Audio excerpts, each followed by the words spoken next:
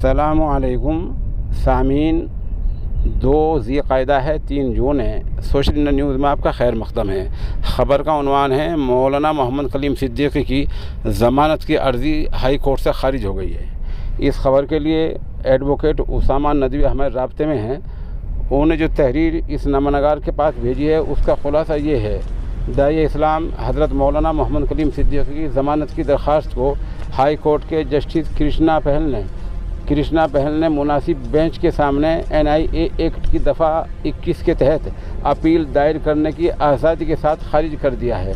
इसका मतलब ये है, एडवोकेट मसूफ हमें ये बता रहे हैं कि अब जो जज सुनेगा मौलाना की ज़मानत की अर्ज़ी को, तो एक जज नहीं सुनेंगे, कम से कम 2 जज सुनेंगे। लार्ज बेंच, जजों की बेंच 2 की, 3 की, 4 की बेंच ज़मानत की अर्ज़ी सुनेगी।